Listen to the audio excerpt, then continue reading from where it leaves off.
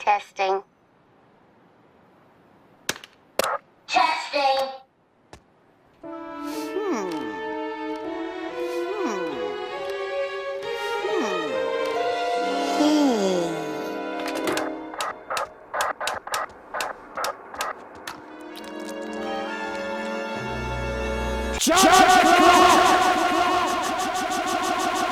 Head over to cultaholic.com/shop now. WTF! WTF! We have to kick off this week's WTF Moments for the 25th anniversary show for WWE Raw by paying our respects to the crowd inside the Manhattan Center who paid between $90 and $800 just to sit there and watch a TV screen, which they could have done at home for a lot less money. Not only that, but they had to sit and watch a Lince Dorado match. If that was me, I'd be killing myself in the face. I'm Ross from Cultaholic.com. You are my sexual wank pheasants, and here we bloody go with these WTF moments. And also, soz to Lita, who couldn't even be invited to Raw last night. WWE, you bastards. Lovely, lovely, lovely. More of those, please. So Michael Cole telling us that it's been his privilege to come into our homes for 21 of the 25 years that WWE Raw has been a thing, and then just realising just how long that is must be what it's like to realise, bloody hell, I've been off me tits on meth for 21 years. I better wind myself off of it because I've wasted a lot of time. 21 years spent to get that bad at commentary, 21 years to become that much of a personality less robot, and 21 years to perfect the art of shouting out buzzwords like he's got some form of Tourette's. 21 years well spent, Maggle, you.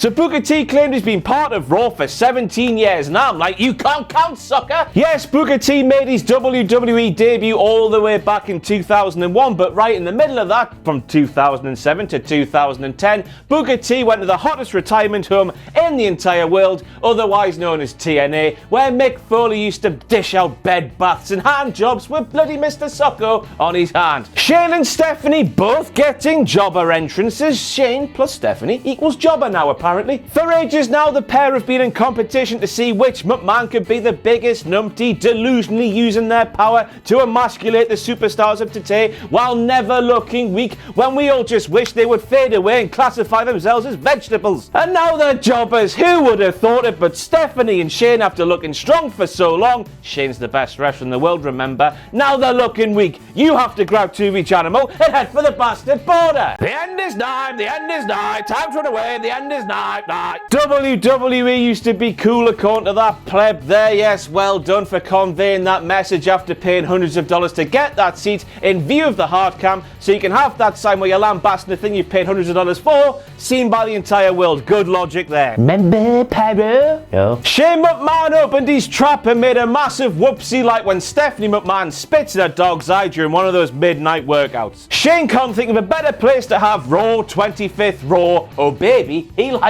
it raw. Oh baby, he likes it raw. Whatever that means, than in Brooklyn and Manhattan. Well, I'll tell you, Shane. How about you just host the show in one bloody arena so a large chunk of fans who paid a lot of money just to sit there and watch a television screen aren't disgruntled and are asking for refunds. This means you should have just roared from one Raw instead of two Raws, and the fans wouldn't have been roaring at you, Raw, Shane McRaw. And then Shane McMahon claims that he would like to thank every single WWE superstar that has ever stepped foot in a WWE ring for making Raw what Raw is in Raw. The Raw. Even China, but WWE tell us that if you Google China, your daughter, even if you don't have one, is going to see porn. And then we have the plaque, which was WWE just laughing at themselves for not being able to sustain power every single week by setting up a GoFundMe, which was set up by millionaires who could afford a plaque, maybe 12 million. And then Vince McMahon lambasting the people of Brooklyn for being cheap, even though they had now to do with that plaque because the GoFundMe wasn't real, and having a go at them for having plaque in their teeth, something everybody everybody has, including you, Vince McMahon. Vince McMahon lambasting folk for being cheap. The cheek of it when that man has gone through more cost-cutting measures in the last 5 years than bloody Woolworths. And Woolworths isn't even a thing anymore. How about, Vince, you just stop spunking money away on these commemorative title belts for sports teams that win things and buy a few fireworks? Austin giving folk the finger, chance of arsehole, Vince McMahon being an arsehole, Stephanie McMahon being a bitch, Shane McMahon sweating. It's just like the Attitude Era once again, and the aficionados at the USA Network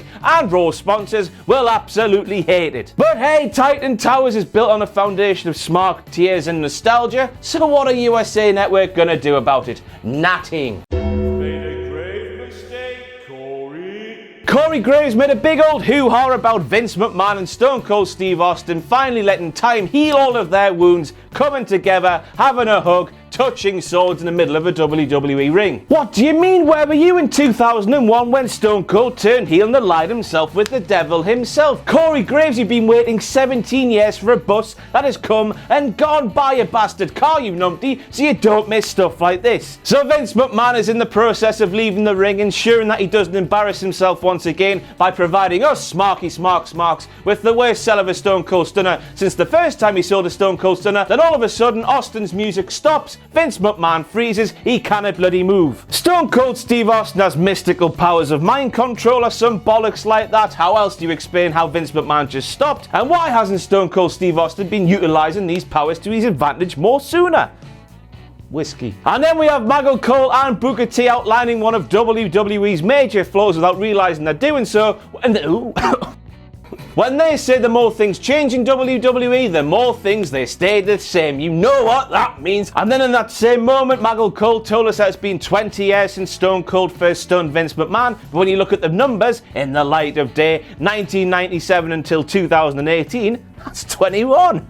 Somebody tell Asuka the Royal Rumble's not till Sunday. She's throwing everybody over the top like the match is happening last night on Raw. Somebody get Funaki. Come on now, you know that's how WWE thinks. If you're from the same place, then you can only associate with people from that same place. Funaki, Shinsuke Nax, Funaki, Asuka. Whiskey. The women's revolution is going swimmingly. Michael Cole makes a big old hoo-ha in the women's match last night on Raw. How far the women's division has come, considering there was no women's match at all on the first episode of WWE Raw. Everything's going perfectly well, and then Jerry Lawler opens his trap and several old dogs come scampering out, limping out.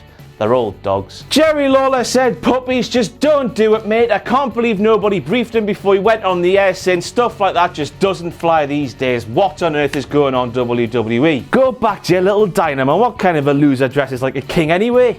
Oh. Come on, you've got it. Come on. It's John O'Clock! It's been so long, my microphone's down. So during that lovely promo package for The Undertaker, we heard JBL say you can't kill what won't die while he's speaking about The Undertaker. But The Undertaker's already dead though, John. He's already gone through the process of dying, just like your commentary career.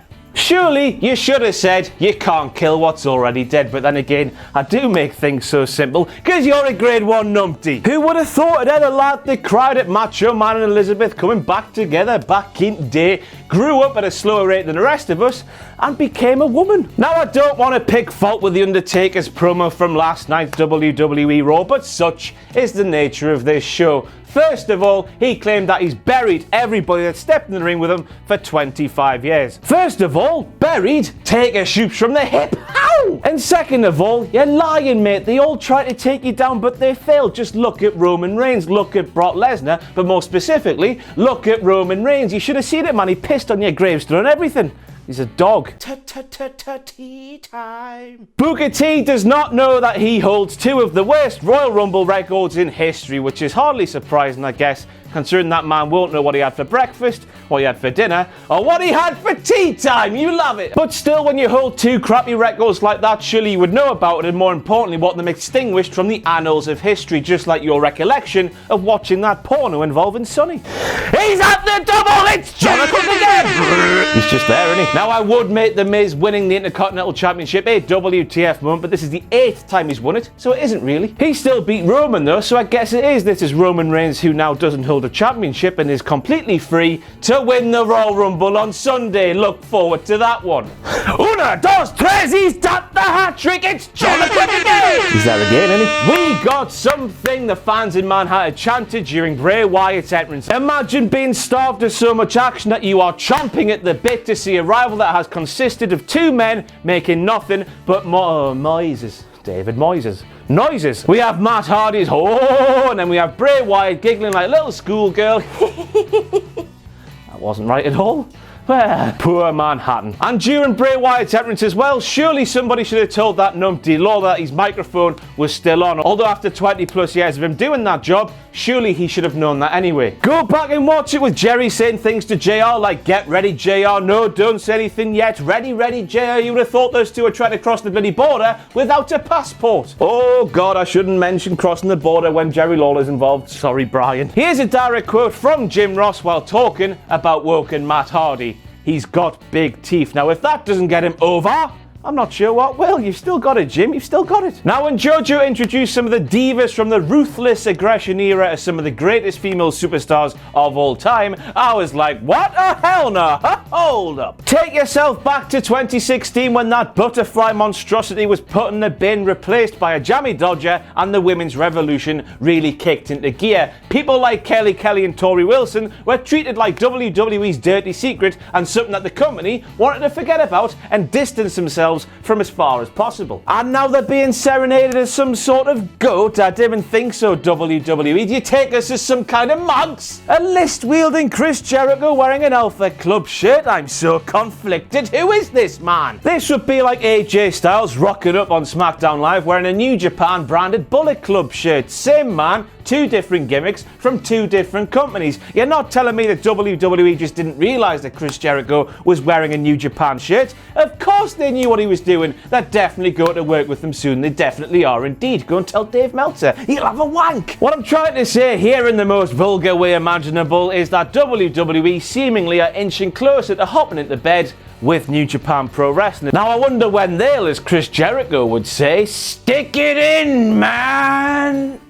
Oh. It's Jonathan again! JBL said he was going all in. I sincerely hope not. Cody, Matt, Nick, Kenny, do not book that numpty on your show. Invite me though. Now the Godfather there claimed that Mark Henry hasn't always been known as Mark Henry, for there was a time when he was known as Sexual Chocolate. I am calling bollocks, you doobie sucking pimp. Sexual Chocolate was just a nickname. He's always been known as Mark Henry. You've got 007 James Bond, you've got Sexual Chocolate Mark Henry. Father to a Caucasian prosthetic hand. Once a dirty bastard, always a dirty bastard. Mark Henry, put your eyes back in your head, son. Godfather's wife's a bit too young for you, isn't she? But hey, at least the Godfather's married now. You could just imagine that his presence plus Jerry Lawler's mouth running like the clappers would have had all sorts of people calling USA Network complaining at what they were saying. So yeah, the Godfather's story's complete. He's a married man. We never have to see him again.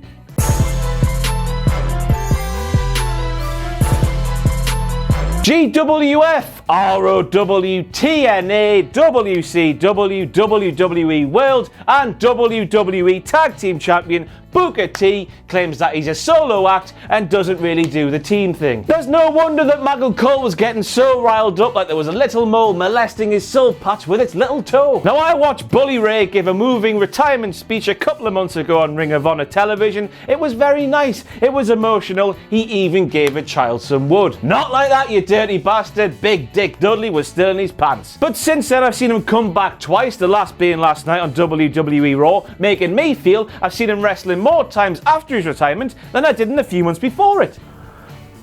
Well, let me tell you something, Mean Gene, and let me tell you something, Uncle Alan Styles. You can't do that anymore. First it's the gay community, then it's the Canadian community on SmackDown Live, and now I didn't want to say what it is. Oh. You shouldn't be quoting that particular brother on WWE television in 2018. After all, the company made it very clear last week that there's absolutely no way back for Hulk Hogan whatsoever. But hey, every cloud, at least that's the quote that Uncle Alan chose from Hulk Hogan's list of quotes. There are far more worse he could have gone with. summer of 2015. So I hear you're a racist now, Alan. Styles called them Cammy again. Unbelievable, Jeff. So I noticed that during DX's entrance in the Manhattan Center that Greg Hamilton had taken over announcing duties from Howard Finkel. What's up with that? It's ironic though because WWE definitely finked out on Raw 25. Arsehole dropped on the floor, guts all over, what a mess. So if Triple H is mentioning China by name, does he actually want his daughters to watch porn or is he calling out his own bollocks? I really hope it's the latter, you know. Surely to Christ she's got to be in the Hall of Fame this year. The game then shows why he's is so big by claiming that DX rode a tank all the way to the front door of WCW's house. Whoa now, it wasn't that good. Only my Bane spirit animal Ruru can drive a tank in WWE. You only drove a pansy little Jeep thing. It's the nose that keeps on growing. Somebody should have told Triple H about 10 minutes into that promo that DX had absolutely nothing to do with the early years of Monday Night Raw. He's gonna keep going and keep going and keep going until that nose can anchor the bastard Titanic. When Jerry Lawler claimed that the New Age Outlaws' shtick made chill bumps go to his heart and WWE didn't send out any medical personnel to check on him, that confirmed to me that WWE couldn't give two hoots about Jerry the King Lawler. They've had Dolph Ziggler kick him in the heart last year and now he's openly admitting on the air that Road Doggy Dog is making his dicky ticker go even more dicky-ish. Yet they do nothing. So you hear Scott Hall's going to be on Raw 25, you cannot bloody wait. You think to yourself, bloody hell, look there he is on Twitter at the Manhattan Center. You think to yourself, bloody hell, I cannot wait to hear that theme tune played in that building once more. It's going to be totes amaze balls. You flick on Raw, Scott Hall comes out, he takes 3 steps and Kevin Dunn just cuts your bollocks off and cuts to a commercial break. Kevin Dunn and his family of beavers sat down to eat on millions of pairs of bollocks last night for tea. WWE decided to show an advert where an Uso was on Ride Along last night. If you're wondering, well, this is the one where Jay got the DWI. Not really, but bloody hell WWE, be more aware of what is going on, please. Ballin', it's John O'Clock, everybody. He's there again, look. Michael Cole claims it's been Armageddon recently with Braun Strowman on WWE Raw. What's he talking about? We haven't seen Armageddon since 2008. You love it. And we end with an old favourite. It's John O'Clock again.